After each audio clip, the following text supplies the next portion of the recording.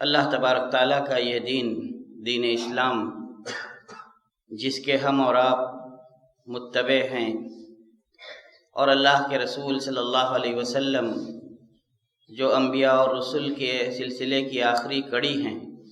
ان کی شریعت یہ تمام شرائع کی خاتم اور بڑی جامع شریعت ہے۔ اللہ کے رسول صلی اللہ علیہ وسلم نے اس شریعت کو کما حقہ ہم تک پہنچایا اور اپنے صحابہ کو یہ باور کرا دیا کہ دنیا کی کوئی بھلائی ایسی نہیں ہے جس کی میں نے آپ لوگوں کو خبر نہ دی ہو، اور نہ کوئی برائی ایسی ہے جس سے میں نے تم لوگوں کو ڈرایا نہ ہو۔ تو یہ دین بھلائیوں کا مجموعہ ہے اور برائیوں سے اسی طرح منزہ ہے جس طرح اللہ تبارک تعالیٰ نے چاہا کہ اس کا قیامت تک کے لیے پسندیدہ دین ہو۔ یہ دین فطرت ہے، اور فطرت کا مطلب یہ ہے کہ انسانی ضرورتوں کے عین مطابق ہے۔ جہاں وہ رب اور معبود کو چاہتی ہے تو اللہ تبارک تعالیٰ نے ہمیں رب اور معبود کی طرف نشاندہی کی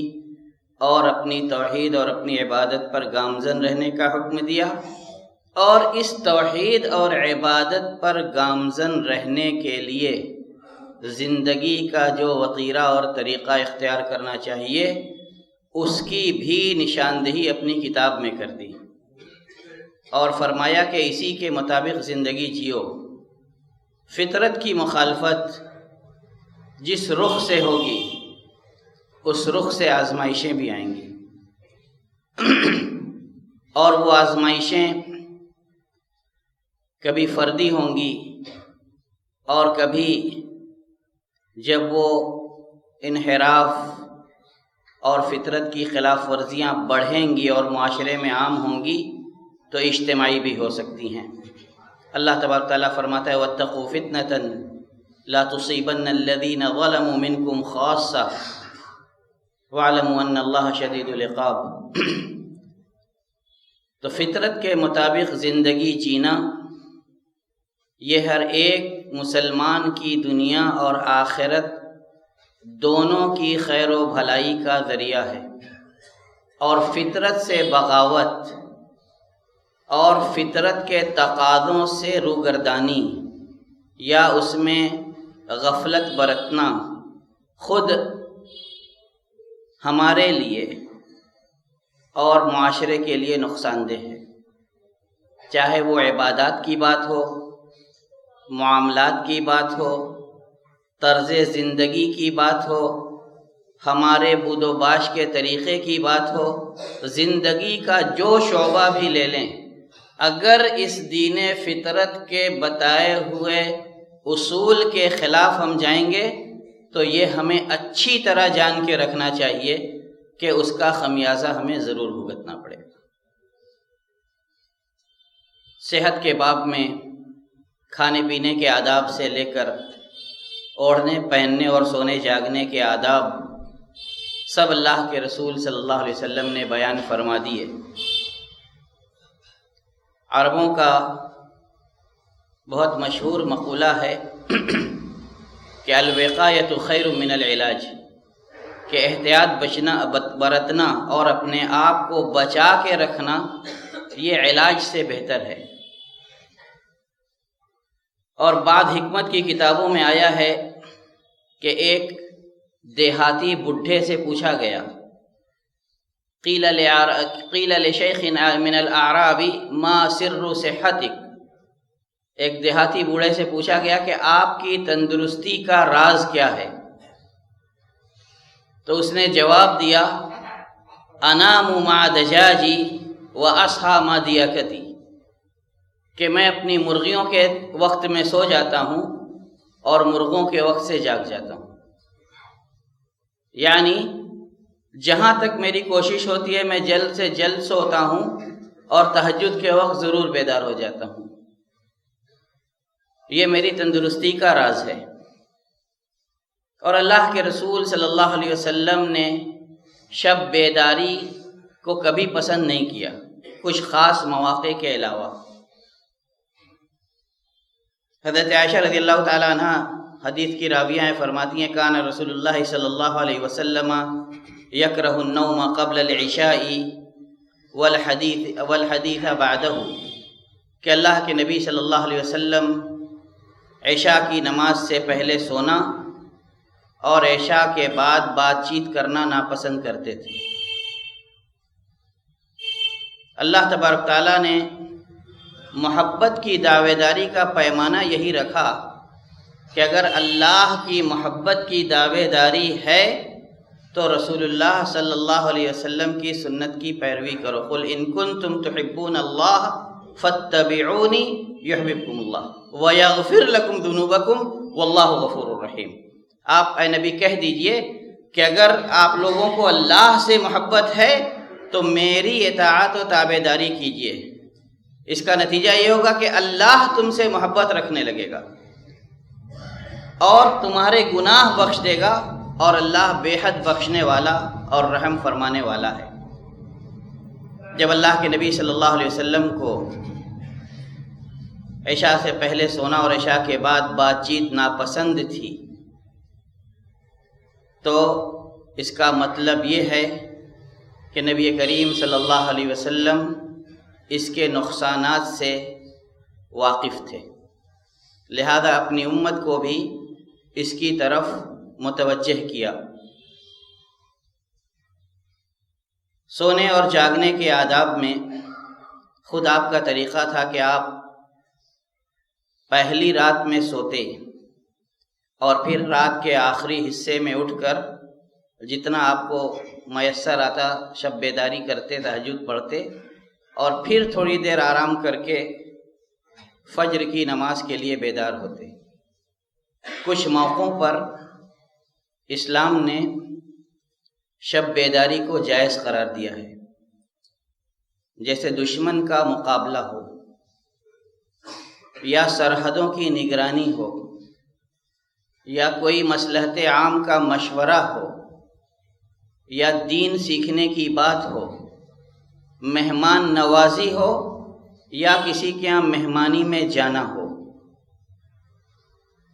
یا تہجد گزاری ہو یا پھر اضطراری ہو، نیند نہ آئے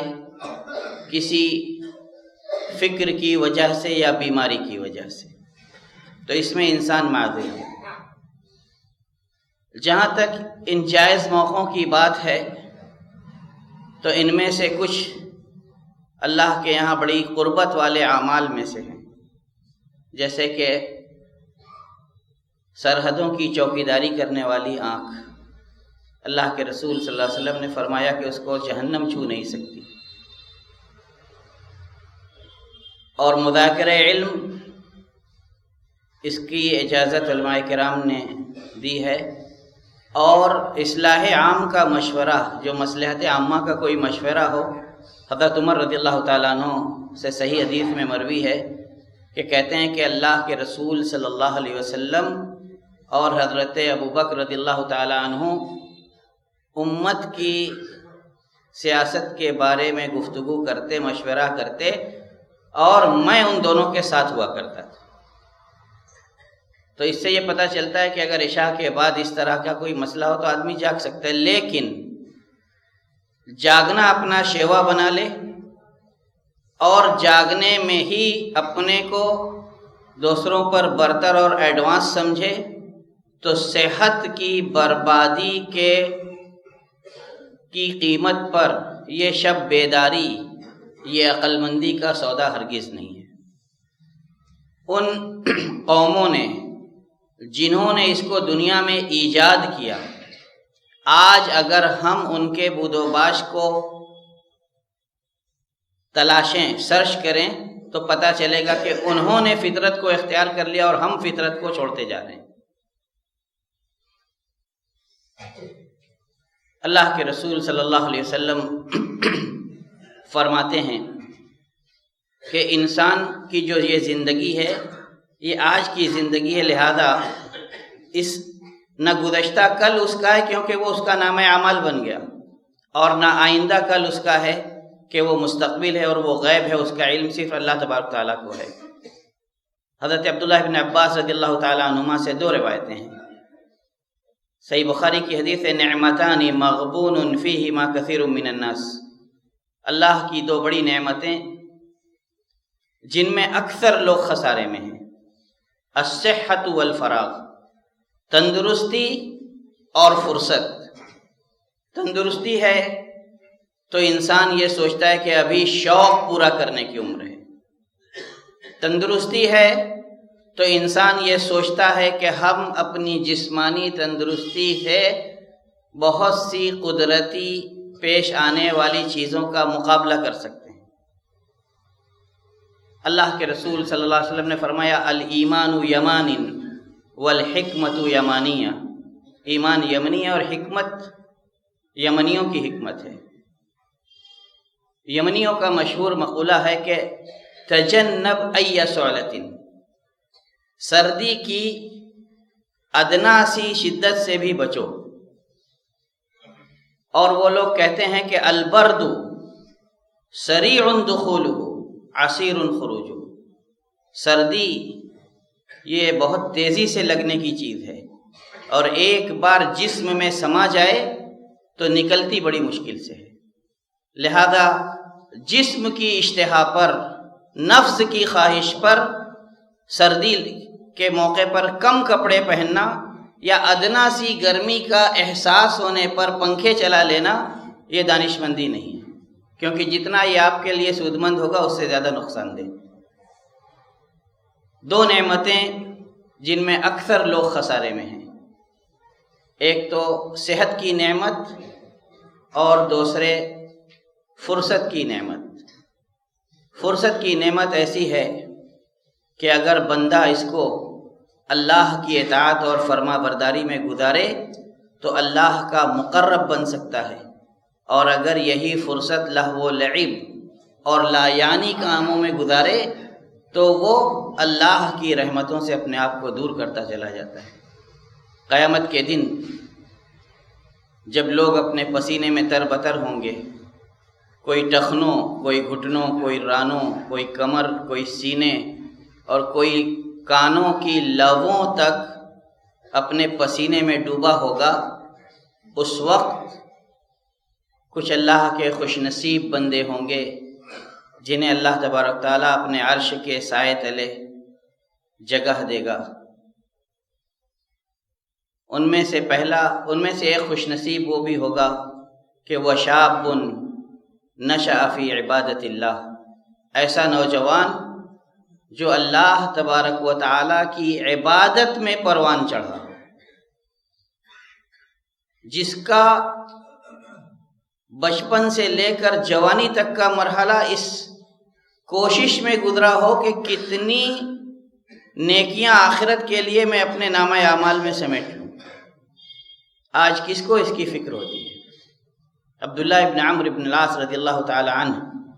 ان کے بارے میں مشہور تھا کہ وہ راتوں کو تہجد گزاری کرتے ہیں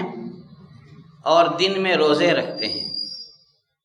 اللہ کے رسول صلی اللہ علیہ وسلم نے بلایا اور تنبیہ کی کہ دیکھو جسم کا بھی حق ہے، گھر والوں کا بھی حق ہے، کم کر دو اس میں۔ انہوں نے اللہ کے رسول صلی اللہ علیہ وسلم نے بہت کم کیا، انہوں نے کہا کہ نہیں اور طاقت ہے اور طاقت ہے، تو کہا ایک دن روزے رکھو، ایک دن افطار کرو اور آدھی رات سو لو، پھر تہجد پڑھو اور پھر آرام کر کے، جیسے کہ اللہ کے رسول صلی اللہ علیہ وسلم کا خود طریقہ تھا، ان کو سکھلایا۔ حضرت عبداللہ ابن عمرو رضی اللہ تعالیٰ عنہما کہتے ہیں کہ جب میری عمر زیادہ ہو گئی، طاقت گھٹی، تو میں اللہ کے نبی صلی اللہ علیہ وسلم کی وصیت کو یاد کرتا تھا کہ انہوں نے کہا تھا کہ اور عبادت کم کر لو۔ سلمان فارسی رضی اللہ تعالیٰ عنہ اور ابو الدرداء رضی اللہ تعالیٰ عنہ کے درمیان اللہ کے رسول صلی اللہ علیہ وسلم نے بھائی چارگی کرائی تھی۔ سلمان رضی اللہ تعالیٰ عنہ ابو الدرداء رضی اللہ تعالیٰ عنہ کے گھر جاتے ہیں، پردے سے پہلے کا واقعہ ہے، بیوی کو دیکھتے ہیں کہ خستہ حال ہیں، اور ابو الدرداء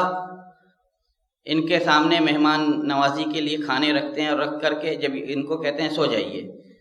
اور خود نماز کے لیے کھڑے ہو جاتے ہیں۔ سلمان فارسی رضی اللہ تعالیٰ عنہ ان کو زبردستی سلاتے ہیں اور کہتے ہیں ابھی سو جاؤ، اور پھر رات کے آخری حصے میں جگاتے ہیں کہ اٹھو اب تہجد پڑھ لو، اور اس کے بعد ان کو تلقین کرتے ہیں کہ فَإِنَّ لِعَيْنِكَ عَلَيْكَ حَقٌّ وَلِجَسَدِكَ عَلَيْكَ حَقٌّ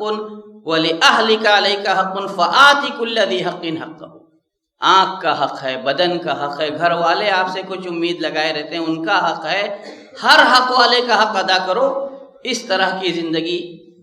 جینے کا طریقہ اختیار کرو۔ اللہ کے رسول صلی اللہ علیہ وسلم کے سامنے یہ بات پیش ہوتی ہے، اللہ کے رسول صلی اللہ علیہ وسلم سلمان فارسی رضی اللہ تعالیٰ عنہ کی اس بات پر خاموشی اختیار کرتے ہیں، گویا سلمان رضی اللہ تعالیٰ عنہ نے صحیح کہا۔ اللہ کے رسول صلی اللہ علیہ وسلم نے خود بتلایا کہ صحیح طریقہ اللہ کی عبادت اور سونے اور جاگنے میں توازن کا کیا ہے۔ آپ نے فرمایا خیر الصیام صیام نبی اللہ داؤد کان یصوم یوما ویفطر یوما، سب سے اچھا روزہ اللہ کے نبی داؤد علیہ السلام کا روزہ ہے، ایک دن روزہ رکھتے تھے، ایک دن افطار کرتے تھے۔ وخیر القیام قیام نبی اللہ داؤد، اور سب سے اچھا قیام اللہ کے نبی داؤد علیہ السلام کا قیام ہے، کان ینام نصفہ ویقوم ثلثہ وینام سدسہ، رات کا پہلا آدھا حصہ وہ سو کر گزارتے تھے، پھر رات کا 1/3 حصہ اللہ کی عبادت میں صرف کرتے تھے، پھر رات کا 1/6 حصہ وہ سو کر کے پھر آرام کرتے تھے، اور اس کے بعد تب عبادت کے لیے چاق و چوبند اٹھتے تھے۔ نقصانات کی بات کی جائے اس سے پہلے حضرت عبداللہ بن عباس رضی اللہ تعالیٰ عنہما کی ہی ایک اور حدیث ہے کہ اللہ کے نبی صلی اللہ علیہ وسلم فرمائے اغتنم خمسا قبل خمسن، 5 چیزوں کو 5 چیزوں سے پہلے غنیمت جانو۔ صحتک قبل سقمک، تندرستی کو بیماری سے پہلے، کیونکہ جب تندرستی میں عبادت نہیں کر پائیں گے اور بیمار پڑ گئے، عبادت سے معذور ہو گئے، تو آپ اس اجر و ثواب سے بھی محروم ہو جائیں گے جو اگر آپ نے تندرستی کی حالت میں اپنی عبادت کی عادت بنائی ہوتی اور پھر عذر نے آپ کو اس سے باز رکھا ہوتا۔ تو یہ بہت بڑا خسارہ ہے کہ ہم جب تندرست رہیں تو اللہ کی عبادت سے غافل رہیں، اور جب بیمار پڑ جائیں تو حسرت کریں کہ کاش ہم تندرست ہوتے تو ہم عبادت کر رہے ہوتے۔ تو صحتک قبل مرض سقمک، شبابک قبل حرمک، جوانی کو غنیمت جانو اور جوانی میں اللہ کی عبادت کی جتنی فکر ہو سکے، جتنی توجہ ہو سکے کرو۔ وفراغک قبل شغلک، اور اپنی فرصت کے لمحات کو مصروفیت کے لمحات سے پہلے غنیمت جانو۔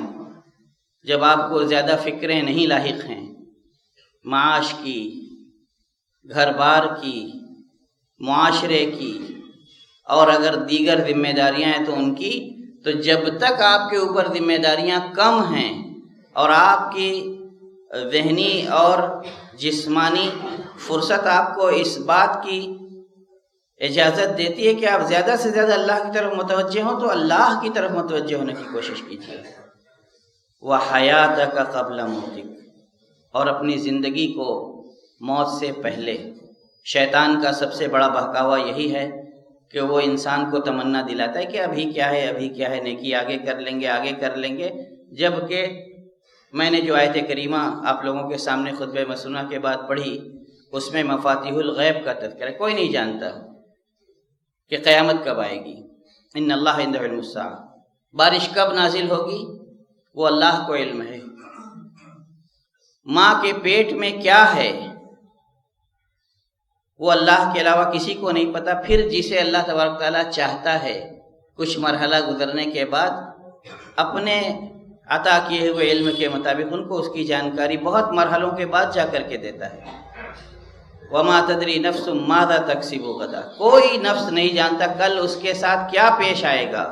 روزی سے، عمل سے، صحت سے، بیماری سے، مصائب سے، حادثات سے، کس سے اسے دوچار ہونا ہے؟ وما تدری نفس ماذا تکسب غدا وما تدری نفس بأی ارض تموت، کسی کو نہیں پتہ کس جگہ اس کی وفات لکھی ہے۔ اور صحیح حدیث کے اندر آتا ہے کہ اللہ تبارک تعالیٰ جب کسی بندے کی کہیں وفات لکھ دیتا ہے تو اس زمین کی طرف جانے کی اس کے ہاں ضرورت پیدا کرتا ہے، پھر جب وہ وہاں جاتا ہے